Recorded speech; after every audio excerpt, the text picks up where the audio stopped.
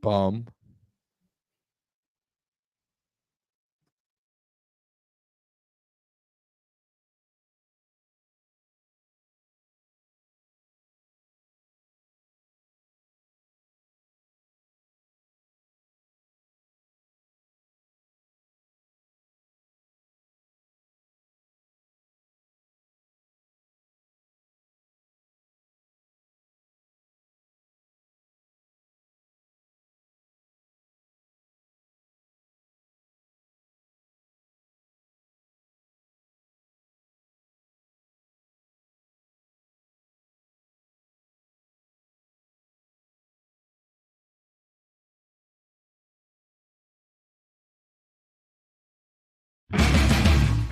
Boys are going to bring the heat today. As the leader of the Booner Pack, I lead from the front. All right, boys. Lock in. It's our core foundation, man. Grit. I'm fired up. I'm fired the up, boys. It's bumping right now. It's got my juices pumping, boys.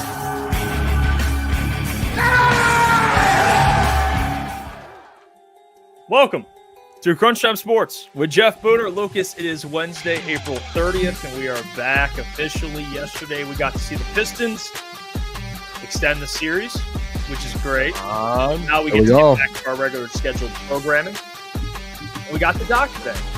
I'm fired up about it. We still have to get to the Brad Holmes comments. Kirby's extension details are out officially. Lots to break down today, fellas. And we're 30 away from 14,500. 30 subs away from 13.5. So everyone tell a friend, and we'll get there. I feel like we weren't at trying to get to 13K. Like, I feel like it was just a couple weeks ago, not even that long. Yeah, trying to do the offseason like this, boys, making progress. Come on now. Keep on chipping away, boys. I love it. Boone's got the ball nowhere hat on, so I do. I mean, my rightful crown. It's all right, you know. My rightful. We're gonna get it next year, and it's gonna be fucking yellow. Have grease. But I'll have multiple. We'll have some new ones out. We'll have some. Maybe we'll have Booner ball nowhere merch. I don't know. We'll figure something out. Yeah. No, I mean, hey, I get you get the mock draft crown. It's and you get it for the tough part is you get it for a whole year. So it's only 1 year. It's only a year away. Yeah, so, it's 12 months. I mean, it's like I don't know. It's like an NBA champion. Like you win it, and it's like, hey, someone's got to knock you off the throne the next year. I'm going for back-to-back championships. I mean, if I win next year, I'm going for that illustrious three-peat. I'll have to pay Pat Riley. I'm looking too far ahead. I got to stop. I'm looking too far. I got to relax. I'm pumped up about the Lions season first. Yeah, I mean, the game last night, too, man, the fact that the Pistons were able to all this stuff, and you guys have been getting, I saw on Twitter, our good friend Eric Vincent, I saw Sean Murphy. Knicks fans on Twitter Crazy, dude. Are a different breed. They are. I saw Easy getting involved. I mean, these people, it's Pistons fans and Knicks fans talking trash, complaining about who got more calls and who didn't get enough calls, and you're soft. No, you're soft. And you guys caught some strays today, I was seeing. I've been catching strays for about 70 since when was that game? Saturday night, was it? Or Sunday. Since Sunday. I've been getting killed since Sunday. I kind of just shut the conversations off. I have like 600 replies or something on 2 of my tweets. So I just shut it off. I have gotten some. I showed you boys the messages too. The one message is absolutely the guy he messages me like every morning, dude. I'll tell you, yeah. I guess we will live rent free in the Knicks fans' heads. No, I think it's funny, man. They have like a different type of beef. Like they're not afraid to get personal a little bit. So I think that shit's funny. Like it's just if you want to get personal, that's fine. It's funny. Eric has had like a hot streak of like I'll get off work or I'll check my phone at work, and Eric Vincent, shout out to him in front of the show, is just cooking these dudes, bro. And it's a good time. I mean, that's what Twitter's for. If you really get that in your feelings on Twitter, that's your fault. Get off Twitter. But if you want to have a good time, troll some people, Knicks Twitter is the best place to go, I would say. Like I've NFL fan bases you control a little bit, especially like Bears fans. They're fun to have beef with, but New York Knicks, I hope this is like an ongoing rivalry between the Pistons and Knicks for a couple of years now, because the Knicks want to be physical. They are, but they're not Detroit physical, but they got the bigger market. So it kind of evens out a little bit where it's good beef. They're not afraid. They get personal. I mean, Knicks fans are they're diehard Knicks fans. I mean, same with Detroit sports fans. So I think that's why it's been very personal on Twitter and probably on every social media platform. But that's what comes with the territory. The Pistons force a game 6, fellas. They're going to be on tomorrow in LCA with a chance to force a game 7 to extend the series, make it a 7-game series, and give themselves a chance to be the 12th team to come back from down 3-1. Come on, you need a better performance from Cade tomorrow, just entirely. I know he was better late in the game there in the fourth with like 5 minutes to go. He had that clutch 3 he made, but they're going to need the crowd and they're going to need some key contributors tomorrow. They're going to need everyone, all hands on deck to force that game 7 to go back to New York. And they've won 2 in New York. So if they can they're not going to They won a lot this year in New York, like 4 times this year in New York. They're not going to go winless in LCA in the series. No. There's no way. They're not losing 3 straight at home, especially with the crowd. And they should have won the last one at home. I think there's going to be a game 7. I'm pumped up. Yeah. Yeah, they would have closed that game out or that series out if that call wasn't. Is there any chance, let's say they force a game 7, any chance Stu could come back, or is he out for series? I haven't seen he's out for the series. Questionable today. He got pushed out today. He's questionable. So maybe he's coming back. We were talking about in the stream. You think about game 4 and game 5, both 1-possession games. Or am I thinking game 3, game 4? Either way, back-to-back 1-possession games, and even the series as a whole, like there has not been a blowout game. Like all these games have went down to the end of the fourth quarter. If you have Isaiah Stewart, it could very, very, very easily be the series is flipped. The Pistons going up 3-2, heading into LCA with the chance to close it there. So it's tough, but I think either way, this run that they've had through the playoffs in this first round is going to help this team so much. Even somebody specifically like a star, the way that he played last night, he was all over the place defensively, multiple blocks, multiple steals, and then you could see what he is offensively. Just got to get better at the free throw line. I mean, you can't be like that. Yeah, but they made that game was way closer because they couldn't make free throws. For sure. Asar, he struggled making free throws. J-Rod, appreciate the Crunch membership. He says Booner knows ball. Shout out J-Rod. At the end. LFG. 10 months. Come on. 10 months. Yeah, shout out J-Rod, man. He's a real one. Well, we have Brad Holmes comments to get to, man. He commented on a lot of things. He commented on Isaac Teslaa. He commented on the edge position, which, when we get to it, I gotta, I guess, dial into this conversation because I posted a video and there's this people, the heat was coming down. All right, there were a lot of people that did agree, but there was a lot of people that were they were coming at your boy a little bit. I didn't think I wasn't bad in the video. You can go rewatch it. I was pretty fair in the video. I complimented the draft class. So we got to readdress that. I'm glad we're doing it today. We didn't get to do it yesterday because of the Pistons game, but we'll get Sounds like you might hate him. Yeah. I mean, that's based. I mean, if you're at the comments and you didn't watch the video, you'd be like, this guy hates Brad Holmes. Hates him. But let's get to his Isaac Teslaa quote because he did comment on him. He said, and this was, again, Jim Costa, John Jansen joined him in the morning. Yep. And he said, I can say that he was my favorite wide receiver in this draft. I'm not saying he was the best wide receiver in the class, but favorite wide receiver? Yeah. He said, Isaac Teslaa, bring him to Detroit. And I think he found out about Isaac, if I'm not mistaken. He found out, a big part of it was when he saw him at the Senior Bowl, and he got to see that man run over DBs in the run game. And then he went, who's this guy? And he started watching the tape, and he started combine too. Plays. And the combine, obviously, he was out there as well. His whole family was out there. We got to see them all cheering him on with the with the Teslas on the shirt there. But I think it's fair. Listen, I will say this about the whole we can talk about the trade, okay, whatever.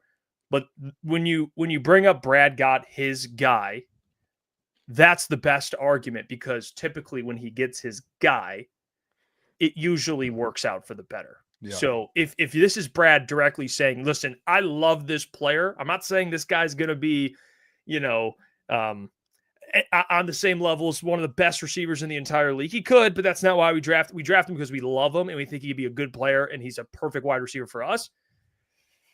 when you look back and he turns out to, he works out, he's a key contributor to this team, no one's really going to look back and say, well, you drafted him in the third round. It only comes out that way if he doesn't pan out. But if it's your guy and he does, you got your guy, which I guess is the big thing to take away here, Yeah, I think so. I think too, like with Teslaa, I love that Teslaa. I said it to you yesterday, Jeff, before the Pistons stream. Like we were kind of going back and forth, not going back and forth, but the comment you made to me when we had the conversation about it, and this is what it's not. It wasn't just that one time, but it was like every Lions fan does this that doesn't like Brad. I'm not saying again you don't like Brad, but it's like a natural reaction for some people with Brad, where you're like, "Hey, Brad said he got his guy," and then people are like, "Oh yeah, but what about the players that that were his guys, like Project Martins or Giovanni Manuz or Colby Sorsted?" It's like, okay, let's take a step back real quick. And this is where, like, I think people forget real quick that Brad has way more hits than he has misses. And that's not saying that, hey, Brad is going to be perfect all the time. Isaac Teslaa might not work out. We don't know. But in our case, evaluating Brad Holmes, when all you have essentially at this moment in time, it was the same thing with Broderick, it was the same thing with Colby at the time, and it's the same thing with different players in the past. When the draft comes around, it's we can have our opinion, but the only information that we know coming out of Allen Park is Brad Holmes being like, that is my favorite wide receiver in this entire draft class. That's my favorite guy. And then when you look like, okay, well, who are his other favorite wide receivers in other draft classes that he's drafted? Jameson Williams, traded up to number 12 to get him. Got Amon-Ra in the 4th round, boys? Like, yeah. Those are the other guys that he was like, went out on. And again, this goes back to the argument where he could draft a wide receiver every draft, right? But it goes back to his argument, and this is where it all comes full circle, to where he goes, I don't just draft positions because people want me to draft positions, or because, hey, teams are supposed to draft quarterbacks every year or wide receivers every year, and you're supposed to get a wide receiver. No, it's the full circle moment of Brad saying, I only draft guys if I love them and they're my guys. I don't just reach on players just because I'm supposed to draft a certain player.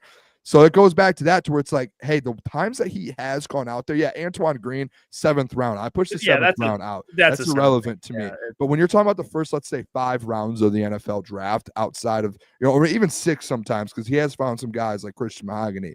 But when you look at those first couple rounds, when Brad takes a step and he says, hey, I'm going for this player because I love him, wide receivers, he's 2 for 2 doing that so far.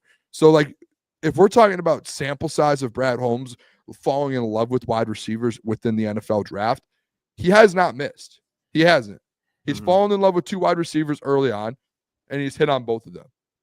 So it's like, for me, I look at it and I go, okay, like I can live with it. And now, obviously, the trade, that was where I think all 3 of us, and really all Lion fans, even if you love Brad or you love Isaac Teslaa, you look at that trade and go, okay, that might have been a little too much. And then if you do actually, I don't know if you guys saw this, but the Jags put out an article about in their draft room, and they had like a beat writer in there doing stories.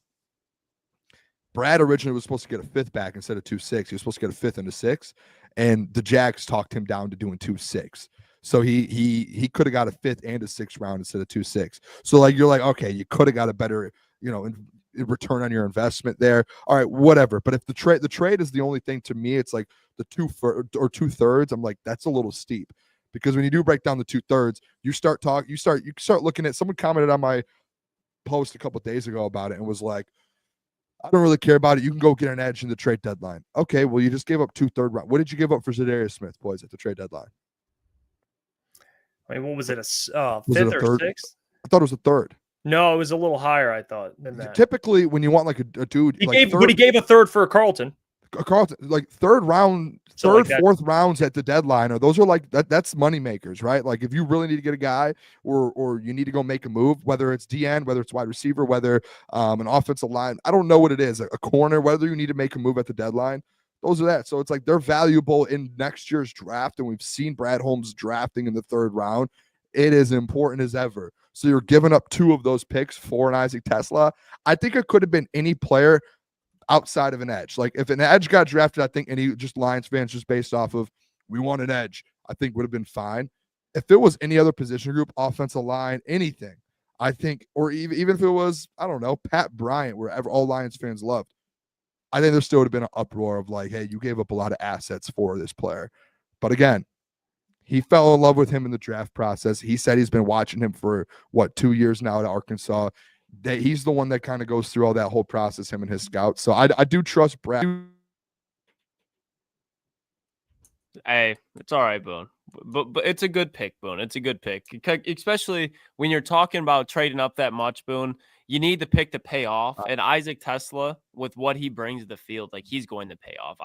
Watching more and more, I know you guys gave your favorite picks of the draft outside of Tyreek's kind of the obvious one, but Jeff, you said Miles Frazier, Boone, you were between Ratledge and Hassanin. Isaac Teslaa, fellas, that's probably like my favorite right now, just because he is somebody that is going to be very good with Jared Goff. Like when you look at Jared Goff, pocket passing quarterback, Isaac Teslaa, 6'4" in the slot and eventually probably moved out slide, is going to be one of those targets in 2 to 3 years where he's just a quarterback friendly target.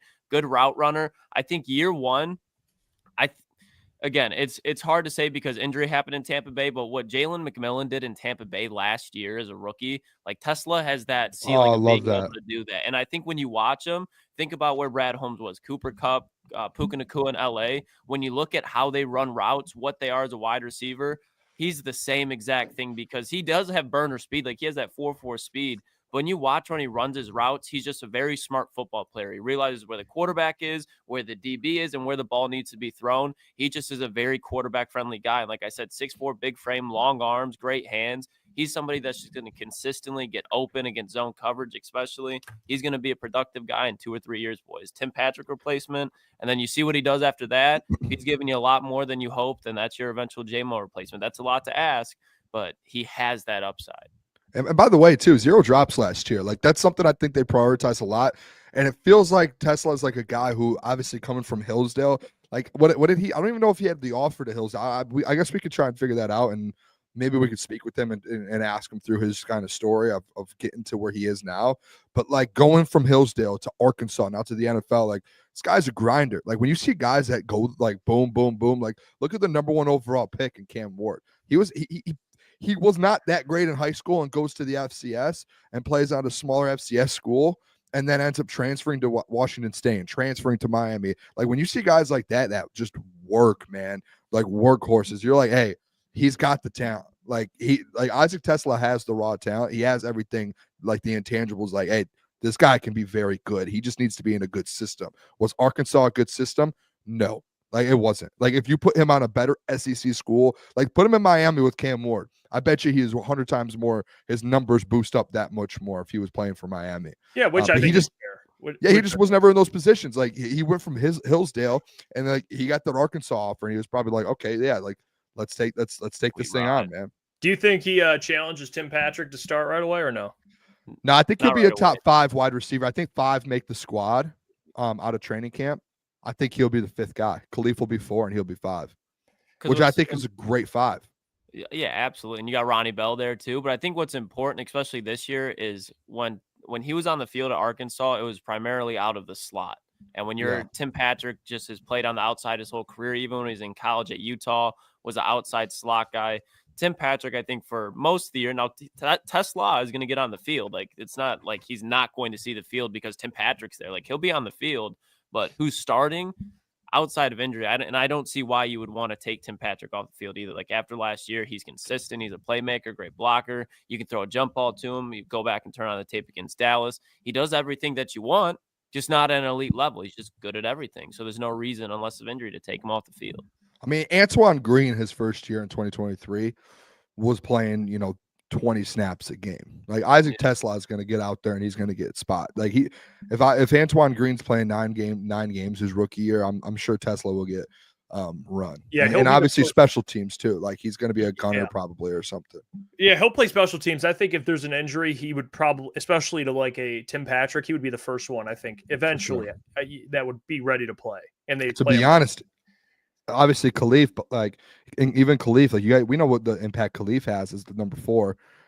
Even if like Amon-Ra goes down or J-Mo goes down, he's going to step up. Like again, in college, he played slot. Like most of his snaps are out of the slot. So like no matter who gets hurt, he's going to be able to step up. And he's probably, honestly, Like very versatile. Like, are you throwing Tim Patrick in the slot at all, boys? No, I mean You're you can. throwing. It's not You like could throw it's- Teslaa in there, and he's got a lot of experience on it in the last 2 years. So I'm sure he could play both if you needed him to. I'm interested to see him up against everyone.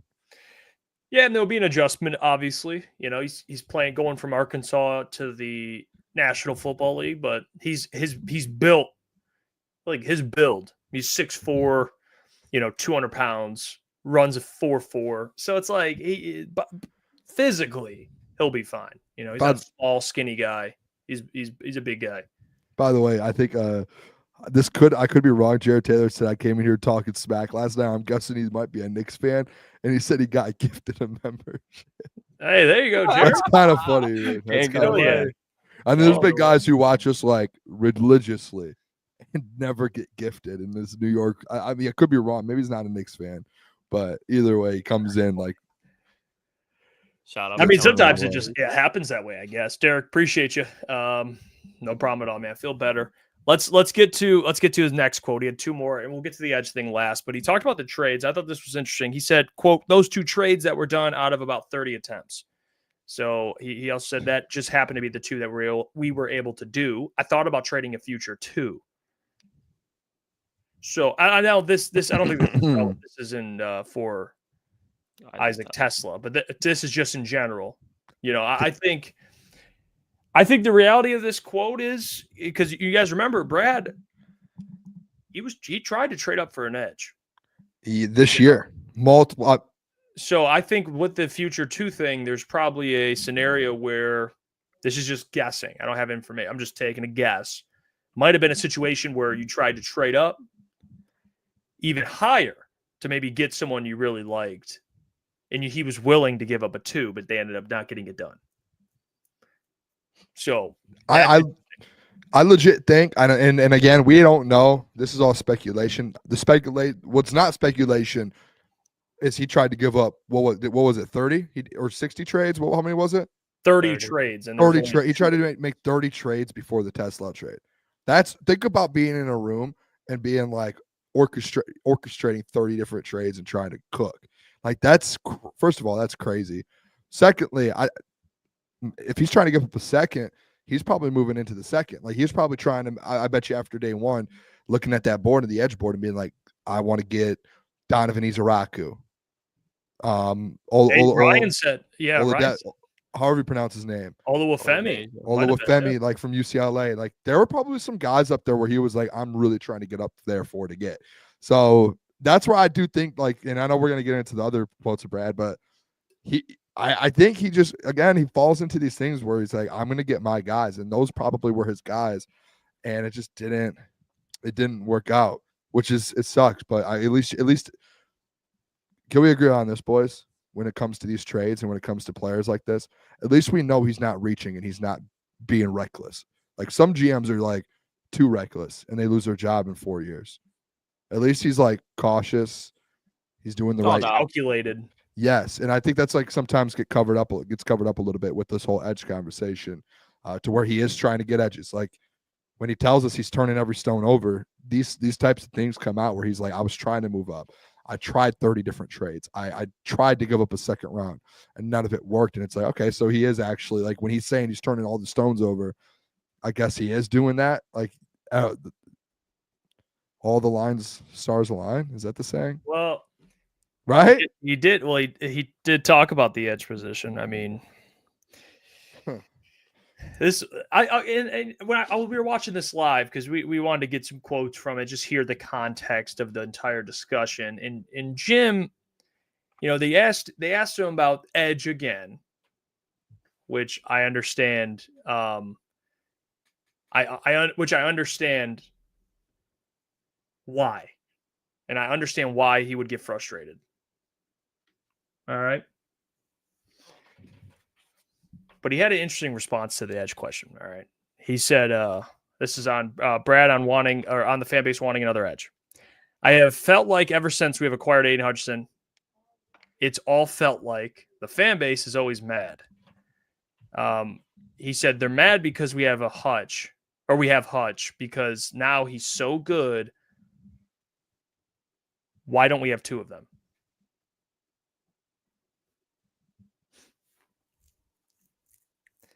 Good over there? So here's the thing on this, guys. The dramatic pause is crazy work. Here's the thing on and this is where I was coming from when I made the video. All right. Because I talked about this. I think for the people out there, including us for a period of time, that thought it was possible or there was a chance you could land Myles Garrett, or the people that actually believe there's a chance you can get Trey Hendrickson, or there's a chance you can get Micah Parsons, or there's a chance you can get any of the TJ Watt. It's like, oh, they might trade him. I'll speak for everyone because I was included in that. It's dumb. All right. It's very dumb. It's unrealistic. No team in the NFL has two guys that are like that at those contracts. So we got that out the way. So for Brad, if he's addressing fans that think like that, I understand it. I resonate with it. I understand it. Like, it's completely fair. But the thing that I don't think, or I do think is fair also, is for Jim to ask him, hey, fans have kind of been looking for production out of that other edge spot. And he brought up the injuries. Like, he goes right to the injuries. And then Jim had to kind of be like, well, it's not really about the injuries. And he didn't get to fully get that question in. But I think I agree. I think it was very important. And I don't know why they didn't really get to talk about it. But the question that Jim was trying to ask, which I actually think was a really good question, I would love to hear Brad's thought on it, is like, hey, take away the injuries. Like last year, it was awful why they had injuries, all that stuff. But Brad, why do you think that people want Zadarius Smith back so bad? Because you have a guy that has played in 17 games. He's productive. He's a vet, but he still has a lot left to give in his career. I think it's a fair conversation when fans bring up hey, excuse me, I'm not as comfortable going into the season with Marcus Davenport as my defensive end too. And then some people may respond like I've already been seeing, where it's like Davenport ain't that bad. He had a freak injury, when it's like, no, the guy's been hurt in damn near every year of his career. So that's why I think it's a fair question to ask Brad. I wish someone could ask him this. Again, the edge discussion's annoying, but just ask, hey, what's your confidence level or with running into the season or going into the season with Marcus Davenport starting at edge? That's really the big thing. And I would be curious to what Brad would respond to that with. And I'm genuinely asking. I didn't think that question that Jim was trying to ask, it ever landed, and it's unfortunate because that's the big one that Jim was trying to land in that interview. So when it comes to Myles or all these other big time edges, boys, I get it. It's a dumb convo. I understand it. But when it comes to him getting asked about hey, is Davenport the answer? I think those questions are more than fair. And I talked about that in the video I posted 2 days ago, and people were still ripping me. It's like, oh, how dare you even, really, dude, you don't trust them. It's not about trusting them. It's a very good team. It's a stacked team. But you could say the one, it's not a hole, but it's probably a weakness at this point, or there's question marks is probably a better answer. Maybe question marks is that defensive end 2 spot. So if you're going to ask Brad about anything that's relevant, it would probably be that. You're not going to ask about the offensive line. I mean, you can, it's getting some young guys in there, but you have a great offensive line. Jared, I guess you can ask sometimes what else are you asking? So I get what Brad's coming from with the top tier edge guys, but I think it's completely fair that people still ask him hey, is Zadarius Smith coming back? Hey, what's going on with this Davenport thing here at defensive end too? So that's where I'm coming from with it. I think it's fair to ask about that DN2 spot. I think one thing that I saw a lot of fans too, and I was putting all these tweets out as they were coming out, and Brad was talking on 97.1, which I think those two guys did a great job, Costa and Jansen. And I know it is hard for Jim Costa to ask that question because he brought it up, and this is where it kind of has. And I told you about this, Jeff, one day. I don't understand, with Brad, he has always been very transparent for the last 4 years. And he's never gotten rattled, never gotten frustrated. He's always been very straightforward with the media. You've never kind of seen, at least in my opinion, and I've been covering the team now over on the years 3-4 now, boys. I've never seen Brad Holmes kind of as rattled as he has been with this edge position. And to me, it's something to where Brad doesn't need to be rattled about. And I wonder if maybe, and this is what I told you, Jeff, maybe he does feel a little not pressure, but repeating.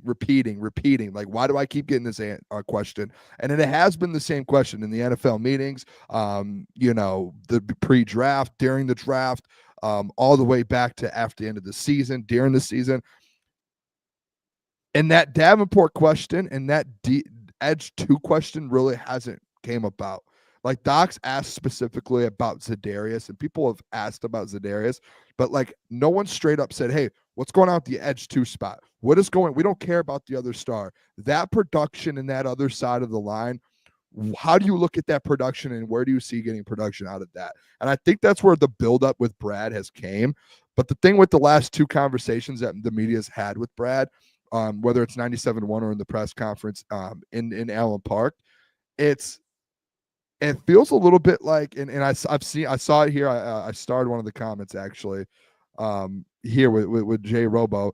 Wish he wouldn't gaslight us. And I've got a lot of comments on my like Twitter, boys. I don't know if you guys are getting them, of people being like, why is Brad kind of gaslighting this? Why is he really acting like that? I think that's the biggest thing. And I love Brad Holmes. Everything he's done from top to bottom, I am all in on Brad Holmes. It's just these last 2 kind of conversations that have been like aroused over or have come up in regards to this edge position. He has acted like pretty like it's unnecessary, where he just sits there and goes, I don't know what you guys are actually talking about. Like when Jim brings that up and he goes, no, I'm actually curious because I don't know why you guys keep asking this question. It's like, well, it's because there's no production there. There's not. Like, if we want to be like, we could be straightforward with Brad, and I'll hop in that room and raise my hand and say, hey, you've had no production outside of Aiden Hutchinson and Lee McNeil over the last 2 seasons at the defensive, not just edge, defensive line. Out of your defensive line group, and I have the stats here to prove it, let's just take Aiden Hutchinson, take Aleem out, and let's do the whole defensive line right now combined over the last 2 years up against Aiden Hutchinson. Again, no Aleem McNeil, because I think Hutch and Aleem are 2 outliers. Aiden Hutchinson in the last 2 years has 19 sacks, boys. Guess how many sacks the guys currently on your roster in that D-line room have over the last 2 seasons? Does anyone want to take a guess? Like the highest guy? No, combined. Everyone in that defensive line room, outside of Aleem and Hutch, I would say like 14. 19. And Aiden Hutchinson has 19 in 2 years. And he missed half of the season. So there's no, to me, it's like, hey, just because you have a premier guy, which you do, you have a top 5 edge rusher. That is a blessing to have, right? Like on your defense, it's a blessing to have. But to not give him, and this isn't just me tallying up the edge rushers. This was DJ Reader, Josh Pascal, AQM, Levi, Davenport, Roy Lopez, Mekhi Wingo, Pat O, Mitchell Agude, Broderick, Miles Adam, Isaac Ukwu. Defensive tackles and edge rushers, you have a combined 19 sacks over the last 2 years between those guys. That's not getting it done. You're not putting your team in a position to win.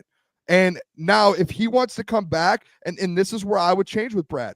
If Brad didn't gaslight the people the last 2 conversations they've had, and he comes out and he just straight up goes, I have faith in those guys. I know they haven't had production, and be honest, they haven't had the production maybe we've wanted, and Marcus Davenport hasn't stayed healthy, and some of these guys out here, Josh Pascal is still kind of getting things going, and AQM, he just had to like kind of revitalized of his career this last year. Levi O's getting better. We brought in Roy Lopez. If he kind of gave all those reasons instead of not lying, but gaslighting fans and being like, I don't know what you guys are talking about. What do you mean? There's 40 sacks in that room outside of Hutch. Right. What are you talking about? Like, that's literally what he's done the last 2 conversations. So that, to me, that's kind of the only issue that I have with the Brad Holmes stuff. Like, if he's just straight up about it, which to me, boys, and you guys probably agree with me, he's been straight up for 4 or 5 years. He has never gaslit. He has never lied. He's always just been honest. Like 2 years ago with one of the worst D-line groups, with the Onwuzurike brothers and with Charles Harris, he came out and said, I have faith in these guys going into the season. He was like, I'm all in on these guys. I want to run it back with them. I believe they can be something. And guess what? They didn't work out. And he admitted it at the end of the year. And they cut him and they got rid of him, right? It's like, why isn't that happening now? You are in a Super Bowl window. You should be able to step in front of the media and be like, hey, I know these guys don't have production. I understand the reason you guys are asking this isn't because you guys want another premier edge rusher, but it's because the guys outside of your premier edge rusher aren't giving you the production. So this is what I see. I see the pressures they get. I see how hard they work, and I believe they can do that. And if he came out and said that, I'm not going to say I would take a step back because I would still like Za'Darius, but I would be way more understanding, and I wouldn't be sitting here today being like, why are we gaslighting fans? Why are we gaslighting the media? Why are we acting like this isn't a real concern? So that's the problem to me, I think. And the Za'Darius stuff, I think it's going to happen. I do, boys. I think it's going to be a lock. So we'll have that conversation with the Kerby deal, though. Yeah. I mean, I'll say I went on a rant there, boys. I had a 2-pager here. I was pumped up about this whole thing. You were preaching facts. And I think the thing like last year, like the pass rush win rate, simple. Just look at that. Last year, it's hard to even judge because they had so many injuries, right? It's hard. Don't put Dom up. Dom just hates Jared Goff. He's that Jared Goff hater, dude. You remember him?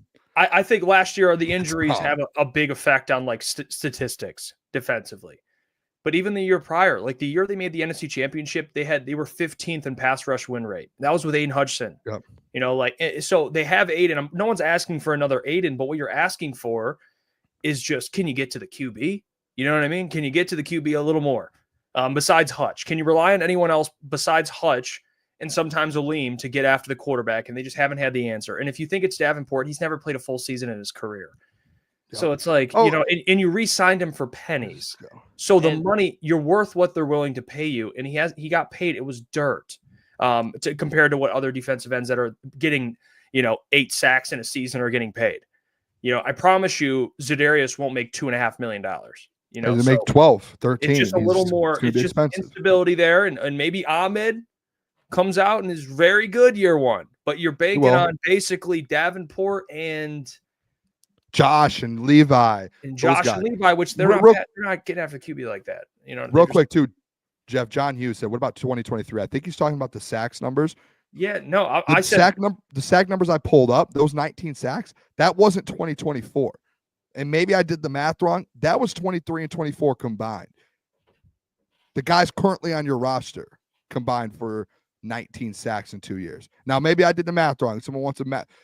You could check. Regardless, the point you're making, it's ridiculous. It's ridiculous because you have linebackers and stuff that are having to make up production for your D line, which I understand but it's hey, Brad, let's stop gaslighting the fan. All you have to do is just step in front of the media and be like, hey, I understand why you're asking the question. I understand it. We don't have production. Like the numbers we haven't produced outside of Aiden Hutchinson and Aleem McNeil over the last 2 years. I believe these guys can. And if you step up with confidence and a little bit of oomph in that voice saying, hey, I think Levi O's about to have a big year. I just drafted this guy named Ahmed Hassaneet. He's going to have a big year for us. Josh Pascal. If he did that, I would be sitting here running through a wall. You guys know me. I love Brad. And I would run through that window right there and jump out of it like the Kool-Aid man and be like, oh, yeah, Brad. But he steps up there and it's like zero confidence in his D line. And it's like, why are you guys mad? Why are you guys? It's like, it's not an impossible task to go find a bookend, not even a bookend, but a serviceable edge outside of a star player. Like, look at all the elite guys. Like when Myles Garrett stepped foot into the NFL, he had Olivier Vernon right there. And Olivier Vernon is not a big name, but when he was in Miami, he was a great player. When he was in New York, he was a good player. And then he had 12.5 sacks in 2 seasons from Cleveland. Micah Parsons steps foot into the NFL. DeMarcus Lawrence. Who did DeMarcus Lawrence have with him when he stepped foot in the NFL? DeMarcus Ware, TJ Watt, Alex Highsmith, Trey Hendrickson, who we all really like. He didn't have a monster on the other side of him. He had Sam Hubbard, who just consistently had 6, 7, 8 sacks over the course of 4 to 5 seasons. So to act like it's impossible to go out there and just find another guy, it's all over the NFL. You don't have to have a Brian Burns, Abdul Carter, Kayvon Thibodeau, Daniil Hunter, Will Anderson. That's not what Lions fans are asking for. They're asking for somebody that can play football. Hassaneet could possibly turn into that. But year one, a 6th-round rookie? No. Za'Darius Smith, to your point, like if he wants to command the money and Brad's not willing to offer, you're in the same situation you were last year. Yeah. Before we move on, wait, what's up, Ben? I was just pull this comment up like a tour. Like team was 15-2. What does anything you say matter? Okay, I was actually just going to address that. I can't stand this stuff. I know because the thing that you lost. But then you know what they're going to say if you say, well, what did you do in the postseason? Well, they were hurt. So it's like, well, you can't have it both ways. You can't say they got 15 wins, suck it, and then say, well, they lost because they were hurt. So I think it's such a weak excuse to me. It is, man. It's it's so a weak weak, man. I think listen, soft-minded. That's what that is. Well, this is the problem we run into because obviously we talk 2 hours a day, 5 days a week. We talk more than that weekly. But I think the problem I have, it's hard for me because I love having conversations with most fans. I think it's good. You have good dialogue. You have good conversations. You bring up concerns, everything, questions, conversations. Yeah. But the people that exist that just say, you're an idiot, trust Brad. Like that to me is one of the weakest, softest responses because it insinuates that we don't trust Brad. Like, team. Here's the problem. Like, just because you bring up and I say this, I probably said this, boys, in my entire time doing this, probably 1,000 times. And it's the most repetitive, frustrating thing. If you can't question anyone, then that man must be Jesus. All right. Yeah. That man must be Jesus. He does not have a single sin on his record or a blemish at all. All right. That's the thing that frustrates you. If you want to say, Jeff, I disagree with you. I think Davenport is going to go out this year and play extremely well. Like, we can have a conversation, but to say, oh, shut up, Brad built you a team, suck it, enjoy it, pause, then that to me is not worth the conversation. It's like, all right, dude, then you have never had any legitimate conversation with anybody in your life, a back and forth conversation or debate or discussion that is worth of any value. So that's, sorry, I had to get that out. That frustrates me when someone just throws that out there because I mean, we can all agree we trust the man. He's one of the best GMs. We've said that 1,000 times. He's the top 4 GM. I think we all had him why winning 4. Why do we have to keep saying that? You know what I mean? Why should we even have to keep saying that? It's obvious. He's a great GM. Can I make a point with that too? It's like it's not even just in football, but like any profession. And I'm sure if you sat down with Brad and Dan and some of these like high level NFL players and executives, they like the good ones. The good people, the good guys who end up winning Super Bowls and are the greatest ever. When you sit down with like a Bill Belichick and these guys, do you think every year they go, "Hey man, we went 15-2 last year. Like, we did it, man. Like that. How about that? We're the best there is. We're perfect. There's nothing we can fix next year. We're going into next year. We're gonna go 15-2 and do the same." No, like a tour in the chat. I promise, and I would put this on anything. Unless he's Brad Holmes' burner, and I'm talking straight, he's Brad Holmes, a tour wouldn't last a minute in a room with Brad Holmes and Dan Campbell. Not a minute. It wouldn't last a minute because those are guys that you get in a room with, Jeff and Klotz, and you guys know this. Like, they want to get better. They want to be the best they can be. Like, if they're bad at edge, like there's a reason before we had this whole conversation. We talked about Brad turning every stone with edge in the draft, and he loved the guys and missed, and he couldn't get them. Like, these guys want to be great. He does understand to a point that edge room does need production. None of that's what's being held against him. But it's the fact that, one, it hasn't been addressed, and he knows it has to be addressed. And two, that it's gone so long to where he's getting mad in the media about it. And he can't just sit back and be like, either I trust the guys or, hey, we're trying to figure this out. The production wasn't there. That's the problem. But people like Couture and people in the chat, and there are a lot of people too who do it, Jeff and Klotzy, who like push back. You don't trust Brad. It's like, you tell me Brad doesn't want to be better every day. And like, he doesn't want people not telling him like, hey, you need to improve on this. You need to improve on this. I promise you, go out to Kansas City, go listen to their radio. Go listen to anyone that's a Kansas City Chiefs content creator. Go listen to anyone that's an Eagles content creator. I promise you, they're not sitting there going, wow, we have no issues. We are in heaven. And I'm sure they're enjoying it in Kansas City. They're winning all these Super Bowls, but you don't think they have conversations like, well, Brad Veach, man, we got to get this, we got to get this O-line figured out. It's like, and the people would just say, shut up, dude. He brought you 4 Super Bowls. Like, okay, then I should get on radio and not say anything, shut my mouth, and just spit out positive vibes for 2 hours and go home. Like, no. It's not. I'm going to start doing? We should start handing out participation trophies to all GMs and head coaches. Hey, congratulations, man. You went 15-2 and lost in the divisional round. Now, does that mean be negative? Absolutely not. And we're positive a lot, but no one talks about that. No one talks about all the times we're positive. It's always the one thing you bring up with an edge. It's like, oh, this guy sucks. You know what I mean? I mean, come on. It's like, all right, dude. whatever. Doc's joining us in a second. I want to show off this Kerby contract's looking. We won't be we'll be negative the rest of the time or positive forever. Look at this Kerby deal. Hey, oh, by the way, for those who think we hate Brad, just turn it off because we're going to talk very good about Brad. So just turn it off. But Kerby, excellent deal by Brad Holmes. It's insane that I'm even saying that, considering I hate the guy. But this contract is structured beautifully. Beautifully. Look at the cap hit by the years. 2025, 3.8, 2026, 5.8, 2027, 9.1, 2028, 13, 2029, 17.9, and then 2030, 39.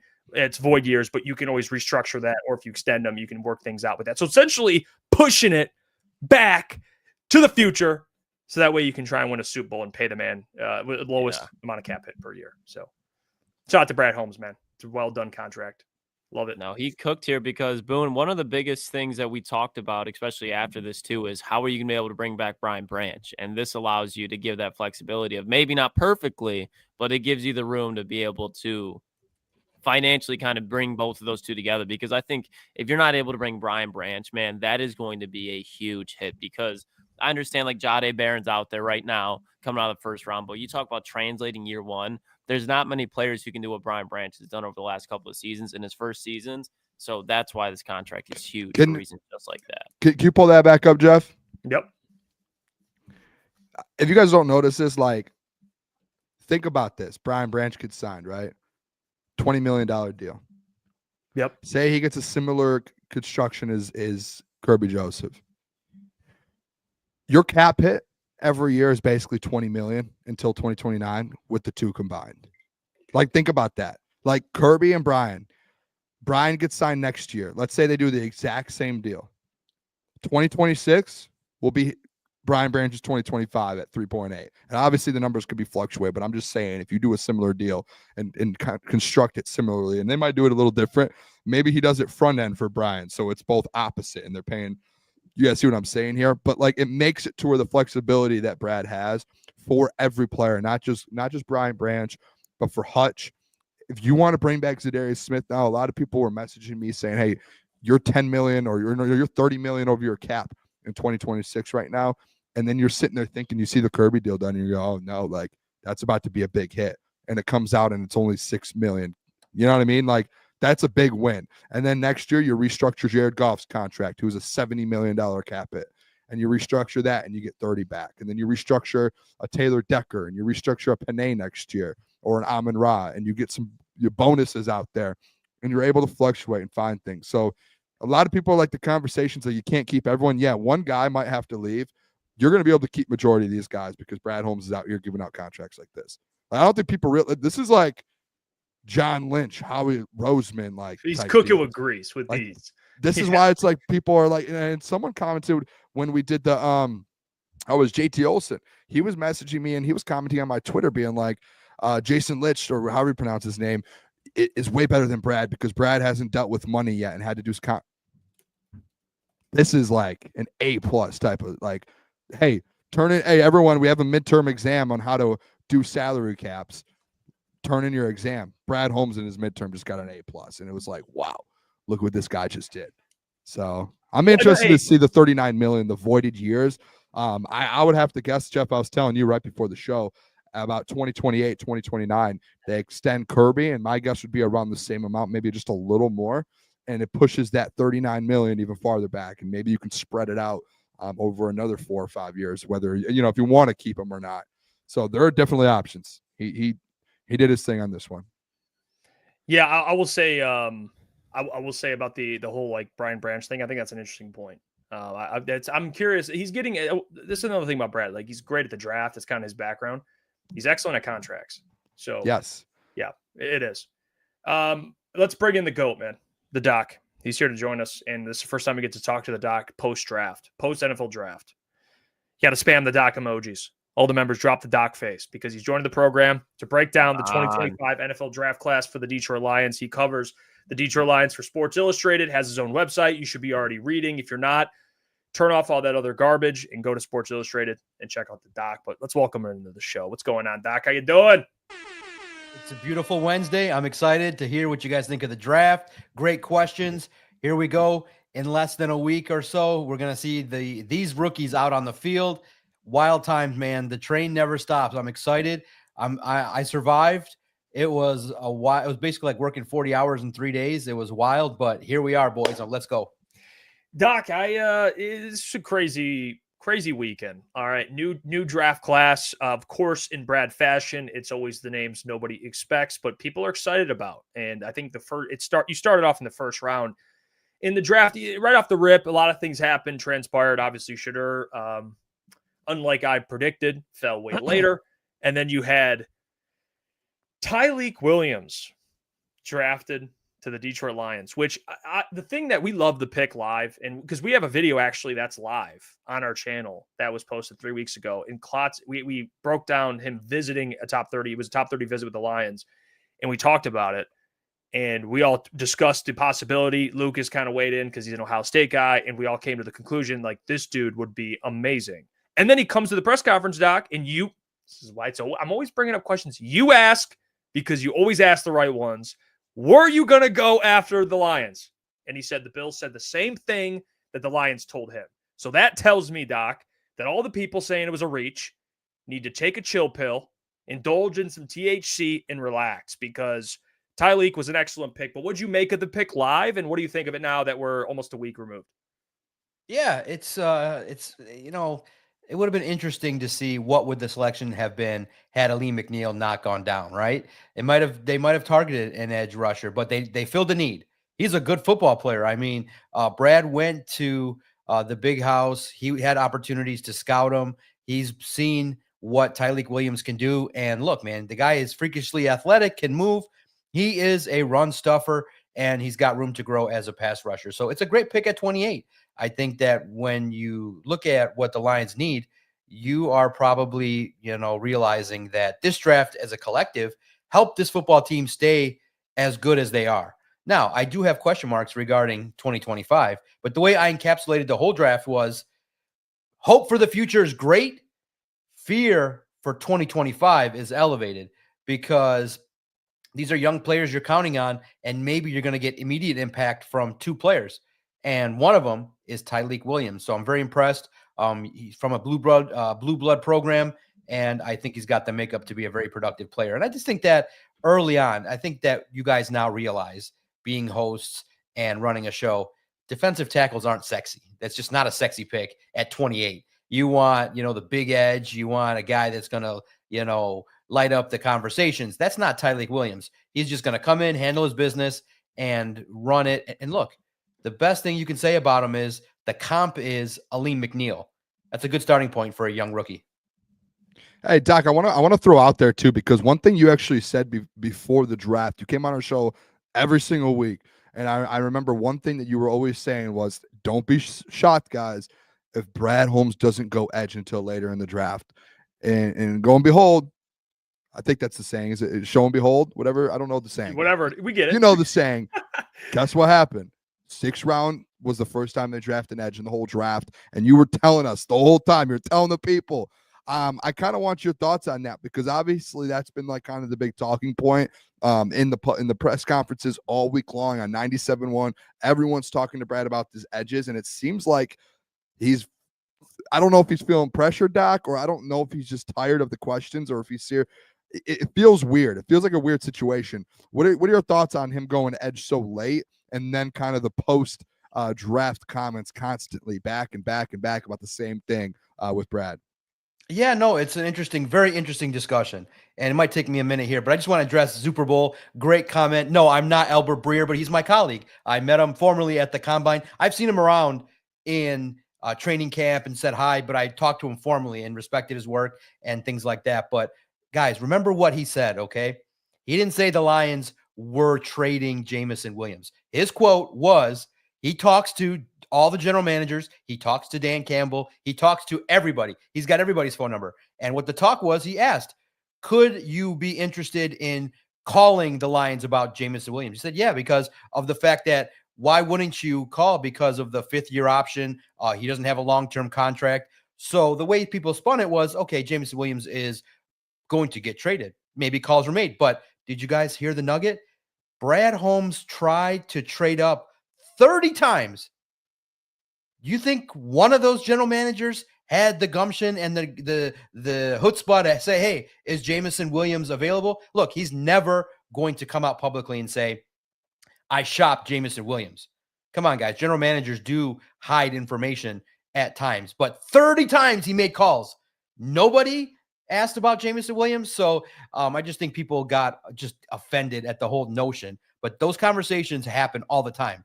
And that's kind of what the speculation was, is that, yeah, teams could potentially be looking, and some teams maybe threw it out there and told him, hey, we think it could happen. That doesn't mean it when all Albert does and these reporters is they ask questions and they report back what is said. And then what the reaction is what the reaction is. But he's not trying to get clickbaits. He's been a senior Sports Illustrated writer for nearly a decade, and he's done a great job and covered the NFL for 2 decades. So he's done respectable work, and I'm proud to call him a colleague. So we have a debate. Brad Holmes does not, and here's the deal. Here's something else he's not going to tell the public. It's clear. Everybody now knows it. Ahmed Hassanian is a 6th-round pick who's going to develop in the system. All right. If you draft a 1st, 2nd, or 3rd-round edge rusher, there's no way he doesn't believe that there was one there. He tried to trade up for one. He damn near said 30 times I tried to trade up. What position do you think he was trying to get? So he understands the idea that the team needs an edge. But again, what is tough is that there is an elevated respect for Marcus Davenport. He's the starter. And so the Lions have, whatever you may think of it, they have hope that this is the guy. Now, the edge situation should be talked about because, and where Brad maybe is not as happy, but here's first and foremost, okay? And you can kind of ask the question as a psychologist, why is Brad so defensive about one position? Brad just wants to look at it collectively as a whole and say, hey, respect my decisions, respect my scouts who spend all these hours doing all this work and picking all these guys, and you guys are focused on one position. So I just don't think he delivered the response well, but everybody should be. That's the position. And here's how you encapsulate it. And that's how I introed the question. And so I wish they would have gave me a microphone so the whole world could have blasted it and heard it. I said to Brad at the combine, I said, this is a credit to how you built this roster. We all look, safety looks good. Linebackers look good. Most of the defensive line looks good. Offensive line looks good. Quarterback is set. Running back, tight end, offensive line. We're good. Where's the weakness? The weakness is where everybody sees it is opposite of Aiden. That's a clear weakness, and you haven't filled it. And he's like, well, we tried to fill it. We got Davenport, and we got now a prospect, but it's still not good enough. And it's okay to say it. It's not good enough. You drafted a guy that's a project. He's at best going to contribute in 2026. He's not going to come in this year and light up and have a James Houston type situation. He's somebody that just started playing football in 2019. Love him. Mediterranean Fire, passionate, is going to die on the field for Dan Campbell. 4 sacks. Great. He's going to be a good football player in the future. So why is everybody harping on the edge rusher position? Because every single one of us, and Brad goes into, well, it's hard to find, and why is everybody so focused on it? Why are we all focused on it if, people didn't jump on the next question and let us have a conversation with Brad? I would have told him, here's why I'm focused on it. I just watched the Eagles dominate a mobile quarterback in Patrick Mahomes and stop him. We all looked at that and said, holy shit, I like that. I want that. And so what's the position that the Eagles are very strong in? Defensive line. And guess what? Okay. Here's something else that I said on a podcast that also happened.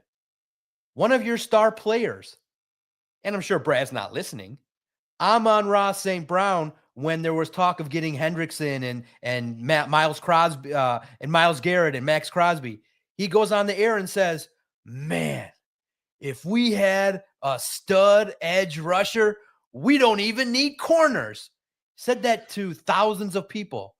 So the fans are like, yeah, it makes sense. So Brad Holmes doesn't want to hyper-focus on one position because he doesn't want the idea out there that they're one player away. You know how much pressure that is to find one guy? You can't do that. No general manager is going to put that out there. But the fans, and I'm so proud of the fact that he came out and said, man, you guys have been on my ass about this one position because it's your weakest position and you have not yet to fill it. You are gambling. Brad is gambling that Davenport's the guy. And the caveat is he's going to go out there potentially and maybe still get Zadarius Smith or look, bottom line, eventually he's going to have to admit he didn't do enough because he's going to get another edge rusher. There's going to have to be. You are not going into the playoffs with Marcus Davenport and Ahmed Hassanian. That's just not going to happen. So it's a fair conversation, but Brad is not going to publicly say these things. But behind the scenes, he knows. He's like, man, these guys won't stop talking. And I asked them direct questions. The media asked direct questions. And you know how I know they were good questions? Some of the media in the back chirping in and going, oh, why are we talking about this? That's the media's job, is to ask the questions that the Lions don't want to answer. So it was a great weekend for the media, except for the butt kissers in the back. And Doc, a situation that I don't think has ever been scrutinized because it's always been elite. And a lot of it, ironically, doesn't really have to do with Brad Holmes. It has to do with Bob Quinn, but that offensive line. When you look at how it's been built and how it's been maintained by Brad Holmes and also by adding Penei Sewell, you see he goes in the trenches this year, gets Tate Ratledge, Miles Frazier. My question to you is, going into camp, how does that kind of translate with Christian Mahogany and Graham Glasgow when you're adding two guards that look pretty damn good coming out of college? And you have Graham Glasgow struggle a little bit last year, and Christian Mahogany looked really good against the Bears, but we can't act like he's a for sure lock to be a dude on the offensive line over a 17-game season, 18-game season pretty soon. Yeah, no, I look at it like for sure Tate Ratledge, stud, and Christian Mahogany are going to be your starting guards. Maybe, there's competition and they stick early with a week or two with Graham Glasgow. But if you draft and you trade up a couple spots for Tate Ratledge, you know what he can bring to the table. I fully expect that the starting rotation is going to be right now Decker on the left side. Left guard will be Ratledge. I expect Frank Ragnow to be the center, Mahogany the right guard, and Penei Sewell. That just looks pretty decent. And yeah, you're still going to have competition with Glasgow and the others, but I still think you can trust Christian Mahogany with a year of off-season work and what he brings to the table. I think more experience should give him the position to be the starting right guard. If you didn't have trust in him, I don't think you let Kevin Zeitler walk. So you go younger. I love what they did in the trenches. Absolutely love it. It sets them up for the future. Miles Frazier also will compete. And also, too, pay attention to this undrafted out of North Dakota State, Mason Miller. 6'7", can play all 5 spots. Big dude, can potentially be a guy that, the last 6-7 years, the Lions have had at least one undrafted free agent make the team. Could be the lineman. I'm looking forward to minicamp to see how this undrafted free agent looks as well. We're going to see minicamp, I think, next Friday out there at Allen Park. So great opportunity for this offensive line. Give credit to Brad Holmes. I think that he knows and can identify the maulers on the offensive line.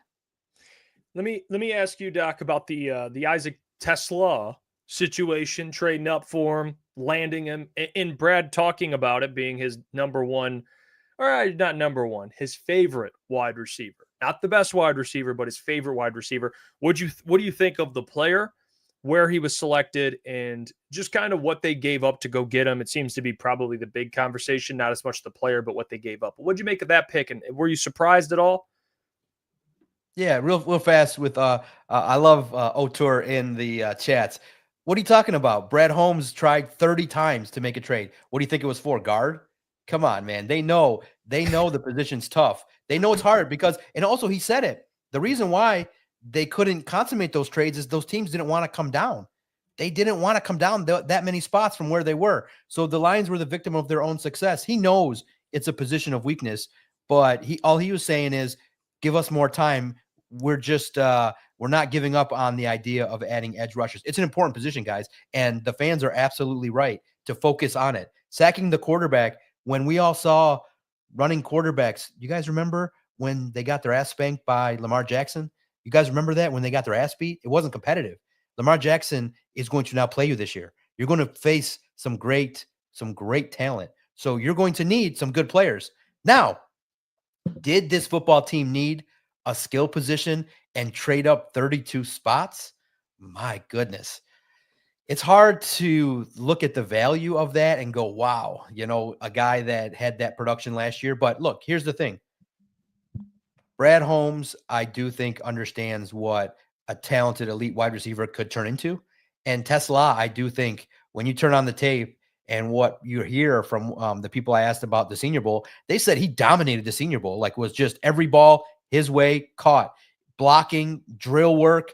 They said his Senior Bowl, and that's why a certain guy that you're talking to had him in his final mock, Teslaa. Maybe not in the right spots, but for the most part, I had in my final mock 2 offensive linemen, 6th-round edge. I had the offensive line and defensive tackle inversed early. But if you followed my mock draft, you kind of had a sense of where the Lions were at.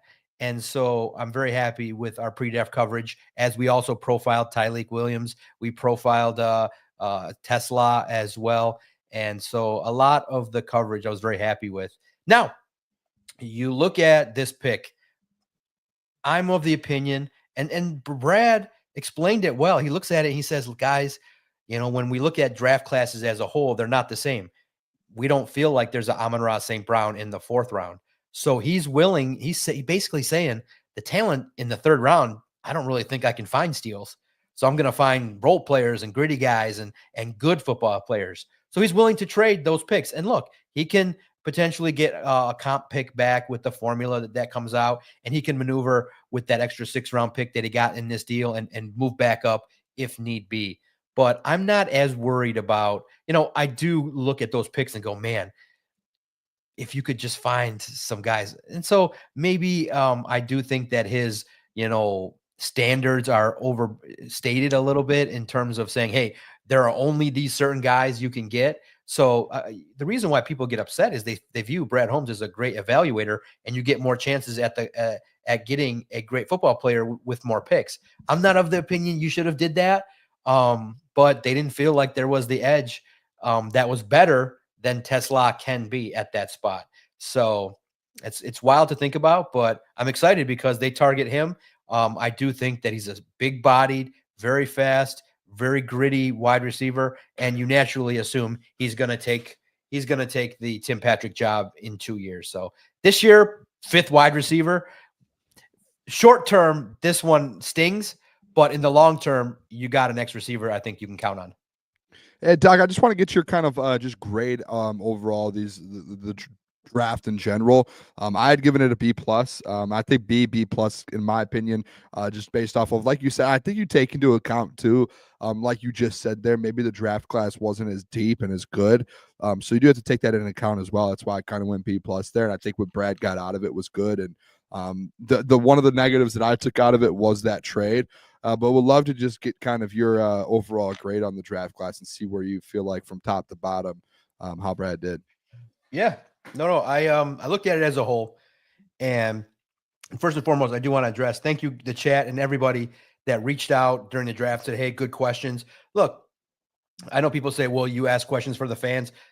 In the end, because I was sitting in the stands, the thing I always say, I'm a man of the people.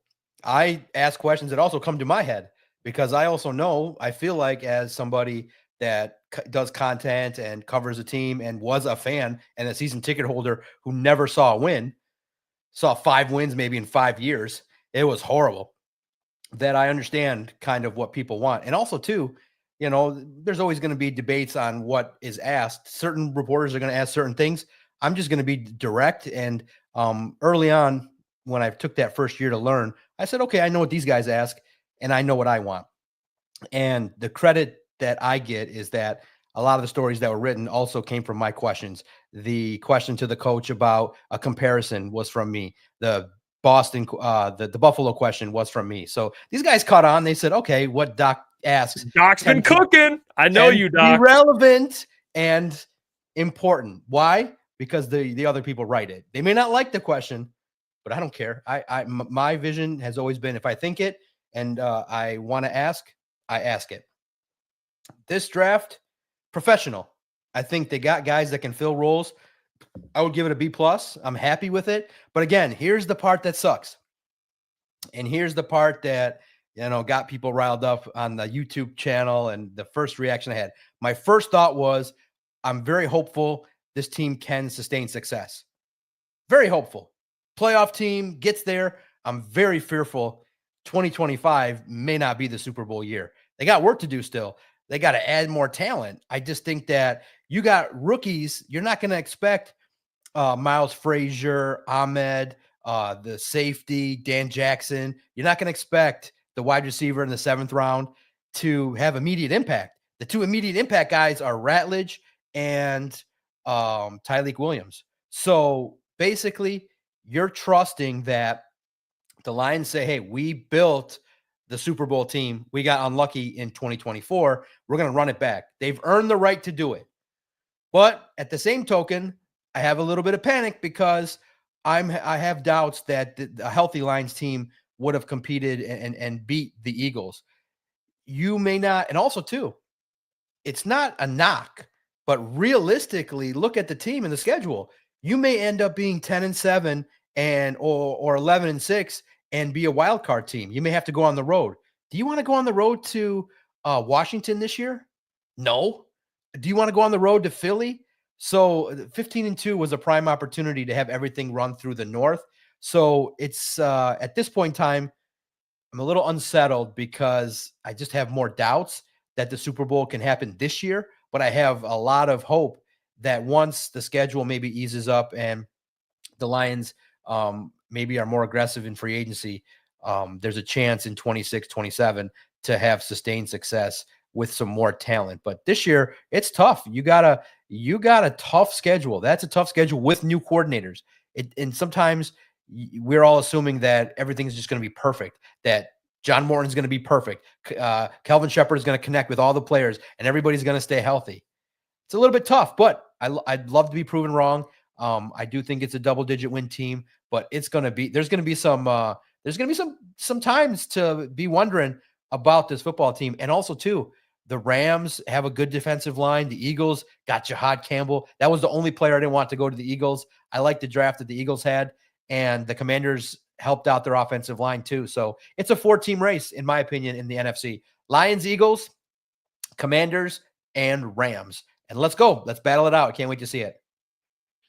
Doc, you kind of just nailed down what you thought about the Lions draft. I'm going to ask you about a pick and then just the rest of the NFC North draft in particular, how you thought the teams did. But when you saw the Bears take Colson Loveland, 10th overall, what was your reaction? Because mine personally, I was like, please don't be a running back. Please don't be a running back. And they drafted a tight end when they already had one and extended one. So what was your reaction to the Colson Loveland pick, but as well as the rest of the NFC North draft? Yeah, no, I think coming away from it, I look at the Packers and I go, okay, they did all right. They did all right in their draft. They finally got their wide receiver. It felt like some of the drafts were kind of hinted at trying to tackle the Lions. So I like what the Packers were able to do. They got a lot of young players with experience that are on rookie contracts. The Bears, I look at them and I go, all right, you go and you help your head coach and Ben Johnson.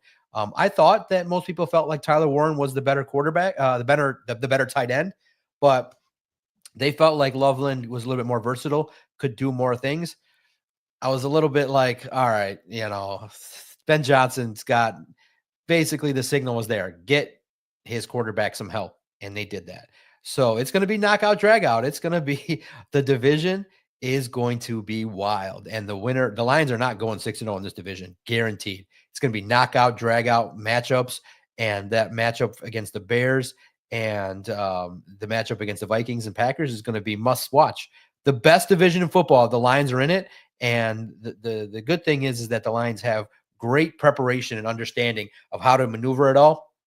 So the winner of the NFC North is going to be primed for a playoff run. No doubt about it.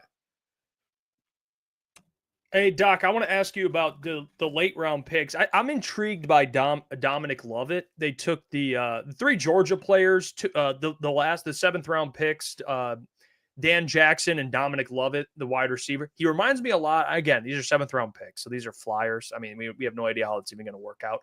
But it seems like they took Dominic Lovett not only for special teams reasons, but he does kind of fit the build similar to Khalif Raymond. kind of what they're looking for in a weapon. Could you kind of give your thoughts on Dan Jackson, what they love about him? His story is kind of interesting too. And then Dominic Lovett. Yeah, no, I liked the intangibles. The 7th round picks, guys, they're gonna make the team. I think they'll make the team, but special teams contributions. I like Dan and the work that he did in the secondary of Georgia. I think that he's a gritty guy. He's a guy that walked on, and he had a great answer when we asked him. The media asked, like, why did you choose to do that? He's like, I wanted to compete and grow in a program that would win. And that's it. I wanted to compete. I wanted to be at the best place, and the best place is Georgia. And he's a guy that's going to work hard, and you can see that he's sneaky fast. He is, I think, a guy that will work hard, sneaky fast. And I think that he provides good depth at the safety spot. So good spot, good pick, good value there. I think that, playing against great competition, Brad Smart, LSU, Georgia, Ohio State, you can't complain when you go to the best colleges and get the best players. That's beautiful. And the wide receiver, I think that he's got, a little bit of an issue with drops, but I think that he'll pick it up and he will grow and develop. His size is good. I think that he made plays for Georgia. So I think that his play will jump off to film reviewers. So I think he'll have a chance to develop as a nice role player that has a chance to fill what Dan Campbell wanted. The Lions wanted to go younger at wide receiver, and they got 2 decent ones that can develop. And that's not a bad spot. That's not a bad spot to enter camp with. Not at all. It's pretty good. I like those picks. I was pretty happy to see, okay, go to Georgia to round out the draft. That program is blue blood. And Brad Holmes said, like, they practice like we do. Like, they run it so that we can go in there and be like, all right, seamless transitions. And that's all you can ask for. I know you had already talked about a little bit about the offensive line, especially, more Tate Ratledge. Miles Frazier, though, Doc, do you know a reason, or maybe you've had a little research or had conversations with people, maybe how he made it to the 5th round? Because he feels like he should have gone a lot earlier. And when we were doing mocks, I think he actually was a guy that was like 3rd rounds. It felt like majority of the time. Can you talk about a little bit of the kind of if you felt like that was a steal for them in the 5th, and there was like, hey, you can't pass on a guy like this just sitting there? Yeah, look, every football player, has some deficiencies, and there's some things that pop up consistency wise with his run blocking skills and things like that. So look, sometimes when you look at football players and you go, all right, what can they bring to the table and how fast? Many people think that Frazier can do a lot of good things. The offense was good at LSU. I thought that the work that he did on tape, when you look at it, it's pretty good. His strength is in pass protection, and he's able to recover when he does get beat. But, look, sometimes, in the National Football League, for whatever reason, it could be the way he interviewed or the way he has the recall during these interviews sometimes may make some teams go, okay, and make them, question a little bit of things. But just the tape indicates that it is a good value pick for the Lions. I think he's going to make some contributions later on in the year. I think that, it's tough when you look at the projections because every team's board is different. So every team could have different needs at different times. But man, I was happy when they got that player. I was like, okay, that's professional. I think that, the part that's interesting with the Lions is they traded up for him too. When they target a player that they like, they are aggressive to go get him. And it's, I see where people say, well, he's supposed to be a day 2 pick and he's a guy that, can be versatile. But sometimes my note here that I put on, and just my early watching of some games, I just think that his lateral movement can be improved a little bit. Some fundamentals can be picked up. And so I think that when the evaluators turned on the tape, they just probably looked at a guy that still has a little bit more work to do to be a consistent starter. And so I think sometimes teams will then just go in other areas. But this is a good, like you said, very good value pick, and a guy that, working with Hank Fraley and the competitiveness and with these guys around, I think he has a chance to develop. And with the draft now being commenced, Doc, we see that, okay, the defensive line room is packed and they're not going to be able to keep all these defensive linemen. So if you had to guesstimate, because obviously camp hasn't started yet, who do you think on that defensive line, and even if you think there's players outside that defensive line, should be watched as, hey, they might not be making it to this 53-man final cut roster by week 1? Yeah. I fired it up online. People weren't happy. You have to say, and here's the premise of the story. Brad Holmes traded multiple picks for Broderick Martin. Somebody saw something in Broderick Martin. It hasn't worked out so far. They see something in Teslaa. They traded multiple picks for Teslaa. They made multiple trades to be aggressive. So you have to explore it. Now, the people came back at me with some nonsense like, I do not care, guys. I mean, if you hear me, you guys in the chat can be at the forefront of not doing it. I do not give a flying F what any general manager in the league does. I don't care what any other podcast does. I care what you guys do. I value your work and stuff like that. I do not give a flying F what other bloggers do. I don't care what the newspaper does. I don't give a shit about any other outside newspaper. I don't care about any of that. I care about Brad Holmes and the Detroit Lions. So I'm scrutinizing the general manager of the Lions, nobody else, okay, because he is great. And when you have a great individual, you then challenge that great individual to be even greater, okay? He's a good general manager, the best one. I've said it 50 times. But when you make 3-4 small errors, potentially, that's the difference between having a ring right now, as we're talking, and not and being a good football team. It's razor thin, guys. So when you get all defensive and you get all butthurt that Doc says, man, I'm not really happy with that Broderick Martin pick, you flopped on that one. It's not because that selection is weighted differently than Amon-Ra and Aiden and guys that have been productive. Yeah, he hit on a lot of guys in high rounds. In the later rounds is where you make your bones. Last year's draft is starting to be looked at not as great. This year's draft, a little bit challenging, and he's lost a lot of his key generals to other organizations. So Brad Holmes is not above discussion, okay? So you can tell me to go be a general manager, but at the same token, the Lions still do not have a ring.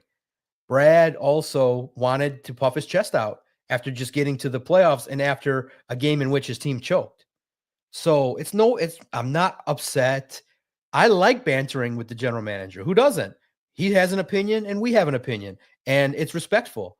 But at the same token, this general manager is aggressive, and he has also, I think, a propensity to love his own guys. He calls them his children. That can be a weakness. Like, you got to be cutthroat in the National Football League. You got to say, hey, some of these guys cannot be getting these contracts. Like, you could argue Kerby maybe paying a safety that much money could have gave him just the 5th-year option, make him play 2 more years, and then allocate funds to that big, take a swing and do it differently. No, it's just a difference of philosophy. It's not right or wrong. It's just a question. And so that's the deal. That's the job of the media. My job is not to go there to praise Brad Holmes. I write good things. I write things that I don't like. That's why I'm successful. If I lopped off half of the story, it's not the job you do. So our job is to say, Brad, why'd you do this? And his job is to say, well, you don't know everything about why I made this pick. Well, I do trust the guys that talk to you, that they say that they talk to the general managers and talk to others. So we're not complete. He thinks we're completely in the dark. But guys, if you look behind me, I got 250 books. So I've read the books front and back. I understand football front and back. And now, do I know all the medicals and all that kind of stuff? No, there's information I don't know. But the tape tells a lot. And the tape that you can get from colleges kind of showcases what these guys are about. So, we are in the mindset now that Broderick probably is going to be a guy where he's got to compete with Roy Lopez, DJ Reader, Tyleik Williams. I had, if you're curious, there's a 53-man projection I made. Broderick Martin's not on it. Doc, let me ask you about the biggest storyline seemed to take over the entire draft. It got to the point where Mel Kiper crashed out live on air over it. Shedeur Sanders sliding all the way to the 5th round, and now he's the number 1 jersey. He has the number 1 jersey sales for rookies so far. What'd you make of him sliding and maybe the reasoning behind it, and why that was such a captivating storyline from a guy who tells stories all the time? Yeah. I'm gonna release after we're done talking a 10-minute video. I had it at the end of my First Thoughts podcast. This is great. Absolutely great for Shedeur Sanders. I predict he's going to be potentially a legend. And here's why. I relate perfectly to that. I think that's the way legends are made. You're disrespected. Again, I don't care about the external reasons why he dropped. He was one of 256 or 252 players selected. What a privilege. You have been given an opportunity to make yourself great. I believe, as a psychologist, putting the doc hat on, this is what makes people great. If he would have been the number 1 or 2 pick, he probably would have just cashed it in and maybe gone the Johnny Manziel route. Now he's got to focus. He's got to be able to put that hate, put that disrespect in your heart, and that should motivate you to get up every day at 4:30 a.m., work out, watch film, prove all these haters wrong, and who cares where you're drafted? Doesn't matter. Go to work. Tom Brady time, baby. If you want to be great, Tom Brady was drafted 199 in the 6th round. He said, all right, watch this, mofos. And look what he did. This is beautiful. So my headline for that is, this is exactly what Shedeur needs to wake up, get to work, prove the doubters wrong. And I expect if he's got any guts, if he's got any competitive fire, he'll make himself something special. Look out, NFL world, if he's got the guts. Now, I'm predicting he does because I've done it. Like I said, the only reason I think I've told you guys this. My dream was not to work in the media at all. I was a healthy psychologist, great clients, helped some athletes get to where they go, some high profile athletes too. I was happy. I started a podcast and I was competitive. I said, you know what? I think I can be media. I think I can compete. I think I can become an NFL reporter. I can go right to the top. But, if I had just right out of the gate, 5 podcasts in, gotten 1 million views and all that, and right away to the top, I might have not grinded, but the door was slammed in my face. And I worked hard to say, hey, get there. It took me 6 years. I worked for 5 years without a single penny coming in from the podcast. 5 years. And I emailed people for 2-3 years without a response. But I said, I got a feeling. People, if they know me, will like me. And then in 2019, I struck gold. And then I went balls to the wall ever since. Guys, I think now I can declare for the last 3 to 4 years, every single day, I put out at least one blog, me personally, every day. Christmas, New Year's, holiday, Thanksgiving. Now, some days are heavier, 3, 4, 5. Some days are 1. Some days are just a podcast. But every day for the last 3-4 years, I've put out content every single day. Why? I know there's people younger than me and hungrier than me that can do this, that have advantages over me, but nobody's going to outwork me. Nobody's going to do the job diligently. Why? Because I was told I wasn't good enough. I was told I was just an internet idiot that would never show up. And here I am doing the thing. And 7 years in, great company, great job, have my own podcast, and I'm loving life. So Shedeur, I always want to tie it to Shedeur. If he's got guts, that's how I believe people reach greatness. Tell them they're dirt, disrespect them. If you got guts, prove them wrong. That's the best way to do it. Tell John Maakaron he's shit. See what happens. Greatness happens. Hey, Doc, I want to circle back here real quick to the announcement right before the draft, day before the draft. Kerby Joseph and his agent, they announced that he got an extension and they could put it out there. And then today it drops kind of the whole breakdown of it. Can I kind of get your thought process? I was actually texting you a little bit about it today. Just kind of your initial thoughts on the breakdown of the contract and how you think it will help the Lions in the future with other deals. Yeah, and then real fast too. Again, I know I don't want to talk about myself, but today and this week, I emailed every major program that the Lions have drafted with. All right, and I got them. And the blessing is, with my title, people respond within very fast. But they all said, the requests are very high, and we'll get to you. We'll address these things that you've asked. And so I'm getting better. But boy, one of them, big name program, they're not disrespectful, but in essence, let it be known where my ranking is. And that's great. I love that. I told my wife, I said, all right, I know I'm in the door with all these people. Now I got to get myself known by actually telling these people what I'm about. And look for it maybe next week or the week after, looking for some big name interviews. But I'm let's just say tier 2 on the list. And I can imagine where tier 1 lands, but I'm getting there. And I love it. I love those emails that I get back from these guys. Kerby Joseph, man, he earned it. I listen, I could argue. And again, if I were a general manager, I would not be viewed favorably by a lot of the players. I would be viewed as a dick because I'm more like, I'm taking a swing for a Super Bowl now. And if we F it up, we'll rebuild in 2 or 3 years. A couple guys are not getting paid. I'm not falling in love with every guy and just being like, market contract for you, market contract for you, market contract for you. I ain't doing that. I'm going to be like, listen, you're going to have to take hometown situation here. We're not setting the market for you. Kerby might have been that guy. Jameson would have been that guy. We're like, look, we're not giving you, I'm sorry, we're going to replace you with somebody else. And I would have just do it a little differently because you don't even have to pay Aiden. There's nobody forcing you to pay Aiden. He can play on his contract, and you could have took his money, Kirby's money, and somebody else's and gotten Trey Hendrickson right here on this roster. And let's go and I'm going to say, yes, we are taking a swing these next 2 years to go for it. And I don't care. I would put it out there. I'm not, I wouldn't play that kind of game. I'd just be right out there. You're like, yes, I want to win right now for this fan base that's never won. The Lions have never been to the Super Bowl. So I would be a little bit more urgent in that manner. But Kerby, look, he got 9 interceptions. Like, he's physical. The contract is great. You guys laid it out perfectly with the option years. The Lions run the cap beautifully. Now, but guys, the bill is coming, and the bill is in 2026. Panay, Taylor Decker, Jared Goff, Amon-Ra, some of those deals start to hit, the big time cap numbers. And so they're going to have to maneuver. The blessing is the cap goes up 25 million. So that's basically a free player every year that you can get, but they're going to have to get creative, and they have been doing it. And I can respect the idea that you pay your own guys.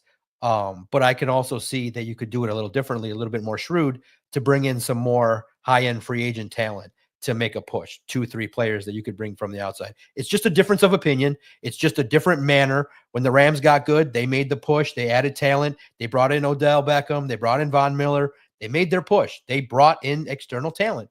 So this Lions team is a little bit different, a little more hesitant on the external side. I get it. It's just a difference of opinion. Not right, not wrong. So far, Brad deserves a lot of credit because the other side of that is these players love playing for the Lions. They're endeared. They work hard. They grind. They practice hard for Dan Campbell. When you pay people, they'll work hard. So there's a benefit to that. There's a lot of good things that Brad Holmes has done. We're talking like minute points here. That's the difference between a Buffalo Bills and Steelers and the Chiefs and the Eagles. There's just a couple small differences that you can look to that might separate. And it's just finite, small minutia. But Brad Holmes, listen, we have to give him more credit for the great work that he's done. We're just nitpicking the fine points to maybe how do you get from being really, really good to being elite. And, I tend to look at quarterback and having more talent, more just across the board, more defensive ends, more high-end Pro Bowl, all-pro talent.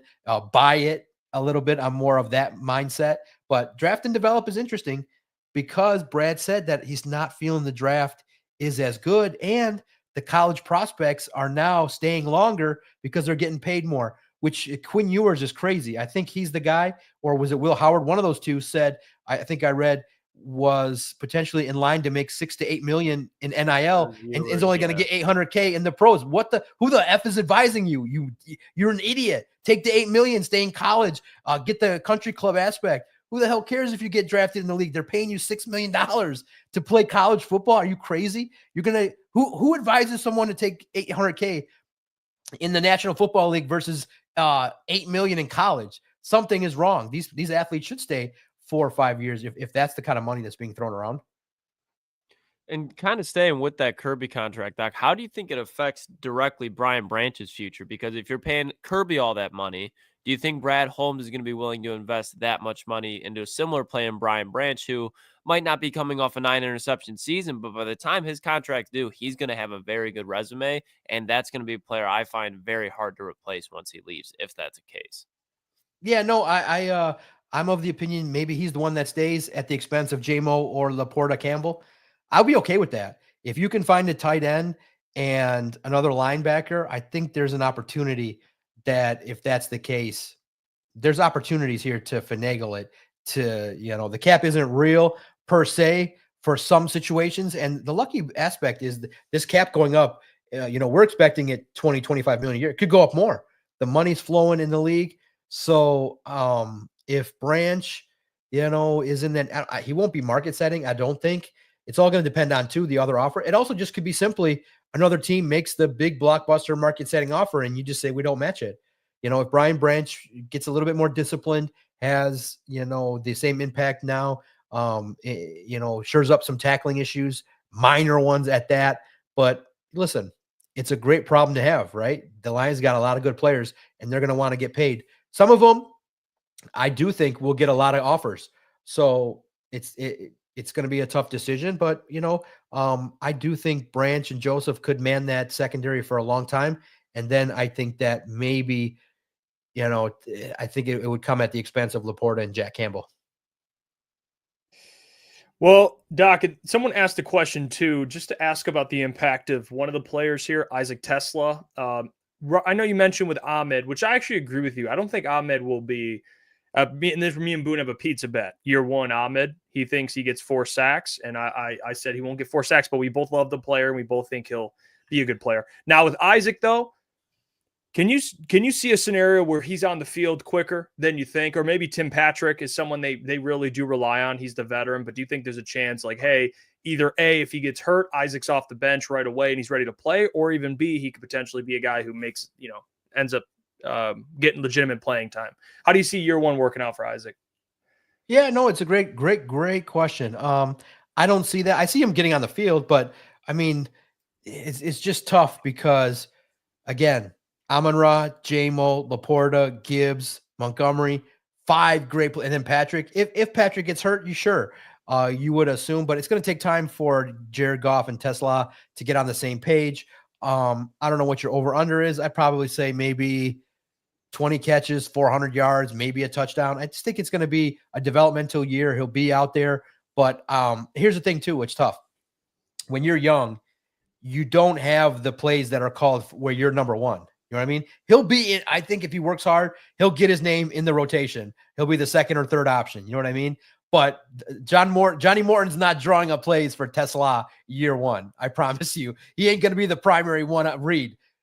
Goff's read is going to be J-Mo, Amon-Ra, Laporta, day and night, and then Tim Patrick and Khalif when you get a chance. But you're absolutely right. 4 is a great number to bet with Ahmed Hassanian.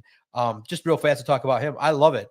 If you just know Middle Easterns, 6-rounder, only played since 2019. He's going to bust his ass. He's going to work hard. I mean, I know that passion. I know that feeling.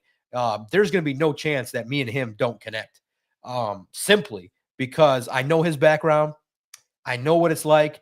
Not that I moved to the Middle East, but when I went to a trip, my parents took me to the Middle East when I was 3 years old. I came back not speaking English. And it became a problem when they tried to put me in school. I didn't speak English. So real fast, they put me with an English speaking tutor, and I got caught up to speed pretty fast because just real funny. My mom put me, in the Middle East at a time right when your brain starts picking up language. So I just came out, started speaking Arabic and no English. And they're like, Miss Maakaron, your son doesn't speak English. You kind of got to get that up to speed. And so that was funny.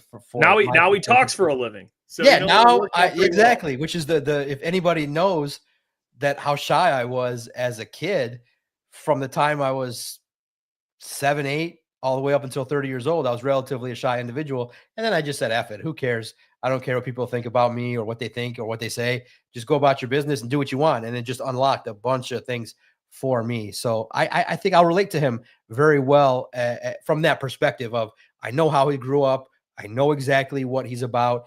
And I know how much it meant for the Lions to believe in him. I know what that means. He said he'd die on the field, Doc. He said he would die on the field. When you show a guy loyalty, a Middle Eastern guy or any guy, if you give somebody an opportunity, why do you think I bust my ass for the guy that hired me? He gave me a chance, and he told me day one, I think you got what it takes. Nobody else did. Nobody else did. Nobody else would have said that or emailed the group, hey, I think John's got what it takes. And it wasn't talent.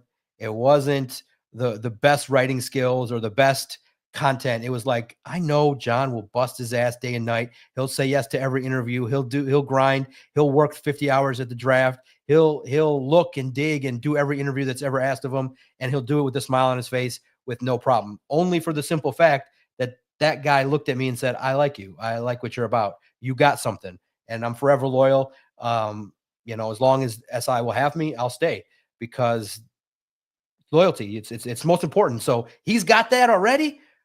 Sky's the limit for him. Now, can he smash the quarterback? I hope he can, because he's a little bit raw. Pass rush skills, he's got to build more tools in the bull rush and up and under, speed to power kind of thing. He's got to pick up the pace a little bit.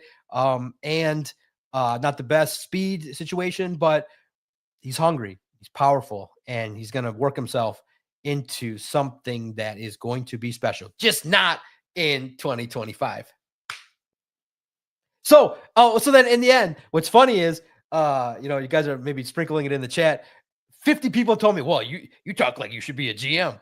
No, I don't want to be a GM. Okay. Now, does my little brain said, if I ever wanted to do that,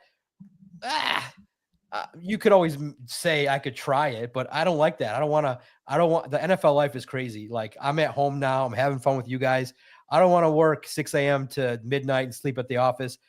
I like my setup. My setup with my family is great. I pick and choose when I work.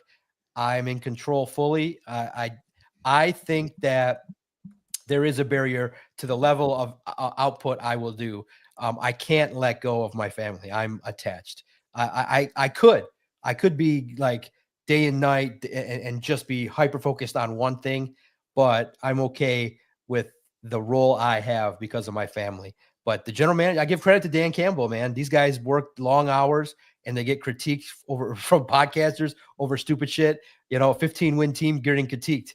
I would have that kind of frustration as well. But again, in the pursuit of greatness, okay, if you're pursuing being great, if you're listening to this and you're happy, making 52K, and that's fine. But if you want to push it to try and make 150K and get to the next level of your life, you just got to tell yourself, good, I'm happy today, but I want to be better tomorrow. You just got to never be content. Never be satisfied. Always push for, man, I read 1, 2, 3 books this year. I got to read 6 next year. Man, I did 5 videos this week. I should do 7. And if you have that mentality of, hey, man, we won 15 games this year. Why not 16? We didn't win a playoff game. Why aren't we Super Bowl champions yet? I think Brad has that. He has that mentality that once the floodgates open and if he can deliver, I'll say this boldly, if Brad delivers 1, there will be 2 or 3. It will come like Howie Roseman style.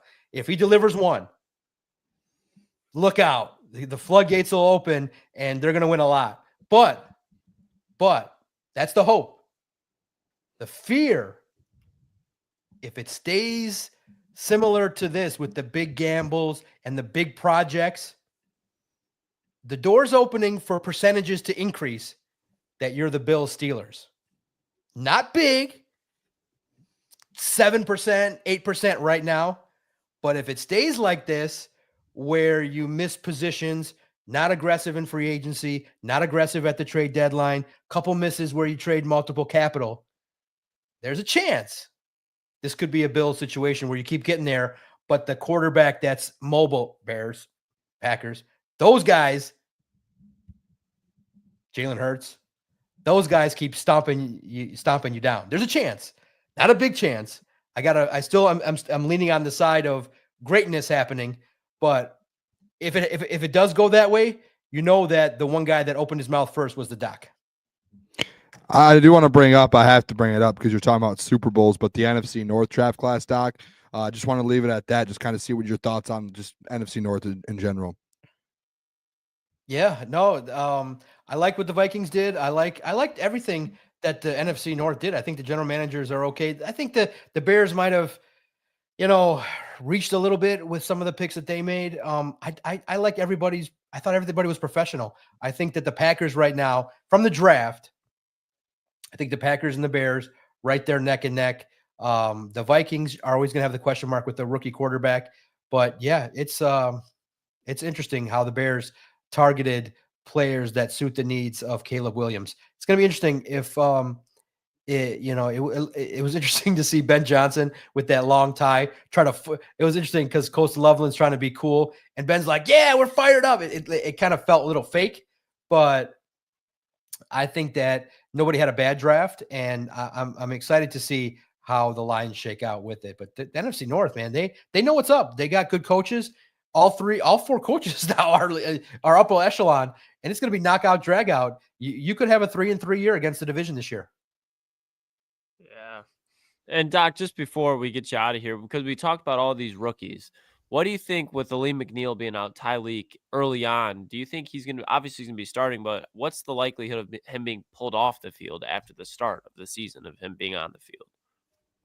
Yeah, no, in terms of Tyreek, I do think he was going to get a heavy amount of playing time. I think the guy that gets maybe phased out if he doesn't shape out is DJ Reader. I think that he's older. I think he maybe will become a more rotational piece at certain times, but I could see Tyreek Aleem in rotations quite a bit when he does come back. So that's going to be the challenge, is figuring out the great rotations of how to put these guys in the best fit. But I'd love to see it. Aiden, Tyreek Aleem, and Ahmed Hassanian, that sounds good. That sounds good as a nice four-man front. But I would say this. The two guys, I do think Christian's going to do a stock watch at some point, maybe tomorrow or this week. The two guys that got to, continue to grow are Josh Pascal and Levi Onwuzurike. If they can continue to be guys that can fill a role, bull rush, get a little bit better, and maybe meet some of that potential, they were drafted day 2. So that's potential that you can tap into. That just gives the Lions more flexibility. I do think Tyreek's going to have a nice amount of defensive reps, maybe, I think early, 60% or more early on in his career. And it's going to be tough to take him off the field because he's a run stuffer. So it'll be nice to see. And then real fast to the commenter, I had a conversation with Mr. Carlos Monarez. We're tight. We're cool. He's a good guy. And because you brought his name into the chat, he's doing exactly what he needs to do. His job is to spark discussion. He's one of the best at it.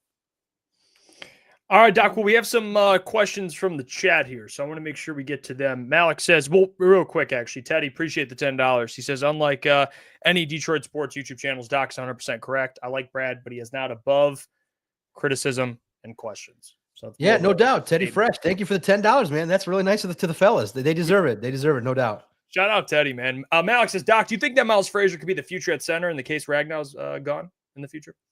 Ooh, that's interesting to look at. People are talking about the future with Frank Ragnow and what he brings to the table. Potential. There's potential for Nice to continue to develop. If he's a guy that is still around and working, I do think that the center of the future is still not on this roster. All right, next question. Randall says, Doc, do you think a veteran like Raymond could be traded before or during camp? Nope. I think that Raymond is a glue guy. They love him. He works hard. I do not think he'll be traded. I don't think the Lions do that. I think they'll just part ways with guys that don't perform. Raymond is a guy that's a glue guy. The locker room loves him. I would be shocked if he's not on this roster. And then the final question, Steven says, question for Doc. How do you eat your steaks? Fellas, you too. Oh, Doc, how do you eat your steaks? Oh, All right.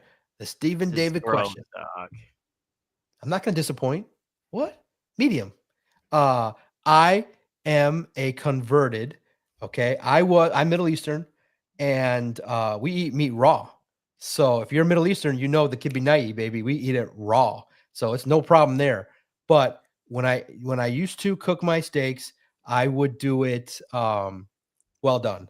And then you have family members, and they would be like, "Idiot, you are ruining the steak." My brother-in-law, listen, that's why none of the commenters can have anything to say to me, and that's why I say the haters get me paid. I got a brother-in-law and a best friend and friends who have talked more junk to me and have told me how ugly I am and how nasty I am and how I suck at the job and how come I'm not on ESPN, or, I've heard it worse from the people closest to me. So nothing anybody says is going to touch me. My brother-in-law would say, he'd say to me, "You are disrespecting the entire concept of cooking. Please don't grill. We don't want to eat this tough, nasty shit." He's like, "Stop with the fear. Stop with the fear porn. Nothing's going to happen to you. Cook that shit medium and eat it and stop being like that." And I said, "Okay, fine." I did it. Flew out to California when he was out there. We had a great golfing trip, gambled at the casino, won a shit ton of money, had one of the best days of my life out there. And since 15 years ago, I eat my steaks medium, baby. But okay, again, I can eat meat raw. My mom makes the best raw kibbeh in the world, and by the handful, baby. It seems weird, but it's delicious. Or as you guys say, tartare. But we eat kibbeh, baby. I have no problem with undercooked meat. Hey, well, what about you, fellas? How do you guys eat your steaks? I don't know. Please no one say well done. Please no one say it. Yeah, I remember, Doc, I think it was around the combine or something. You posted something how you like your steak well done. I was like, no way, man. That's J-Mo. J-Mo said well done, didn't he? J-Mo, a lot of the players, a lot of people are scared because there's risks. If you get the wrong cook, you'll be sick for days, but it's still worth it. Medium well steaks are great. Yep. That's the right answer. Medium well. That's about where a medium rare. Just give me like medium, I guess. That's the type. That's like medium type of steak right there. Medium well. It's crazy. Doc, we appreciate you as always, man. Keep up the great work. We'll talk to you next week. You guys can check out more Doc. He's covering post-draft and the rest of the offseason. Yes. Detroit. Yes, thanks, guys. I appreciate it. Appreciate you, Doc. Coming back next Wednesday. You guys are the best. You guys are also the future. And real fast, someone asked, the Shedeur Sanders prank, I do think it's just 21-year-old kids trying to be funny. The stupid aspect of that is you did it. You pulled it off. Sharing it, letting that get out. $250,000 mistake for the organization. Your dad's got to pay $100K.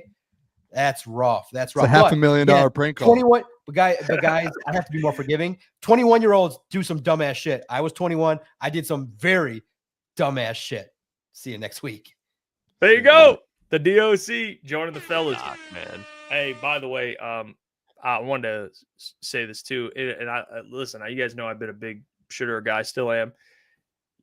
I've never seen a prank call get covered as much as I have this one. Like, crazy. There's so many prank calls every draft. Like, there's so many. It's all disrespectful, It's 100%. There's a list of like 15 players that came out and was like, I got prank. But the only one that got fined and all this stuff is like, what was it? Mason Graham? Didn't he got prank called? Mason Graham, dude. Carter. Like, where's the fine? Huge list. You know well, I don't think they know who they are. I don't think somehow all these numbers got leaked. I don't know how. I don't know. And they said it all doesn't. It's not the same person. So it's such a weird thing. I do get Doc's point. Like, it is like, hey, like, these are young kids. I know they're in their early 20s, and people are like, oh, they're adults. They're like, when I was in college, I mean, we're all having a good time. You know what I mean? Like, there are things like that going on where we're just out there having fun. But it's still a bad thing. Like, you shouldn't do that. You should know. Like, it's a learning experience for that kid too. That's a big mistake to make that much money too.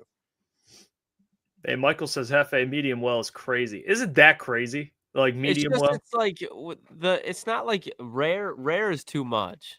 Like the more medium like rare, pink and red there is, it's like the more flavor. I think rare and well done are the two that I have the most beef with.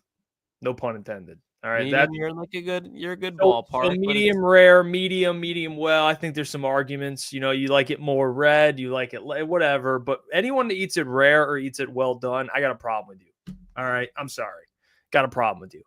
If you like it rare or you like it medium or well done, I'm not gonna fight you too much, Klotzy, on medium rare. It's like, all right, whatever. Sorry, I just like my food to taste good. So all right. a little bit more flavor. Yeah, the whole raw, like the raw crazy. meat thing. Adam Baydoun introduced. He eats that. I mean, it's a whole. Kibbe is good. Kibbe's very good. Different. Middle Eastern food, I will stand. Mediterranean food, I would say outside of Italian food is the best food out there. And you won't get fat as fuck eating it. No, it's good for you. It's healthy food. It all is. I had a beef shawarma today, matter of fact. Did you? Beef shawarma? Good for you, dude. Good for you, Klotzy. Malik says Cooper DeJean got prank called multiple times during the 2024 draft and declined Howie's call because he thought it was a prank. His agent had to tell him.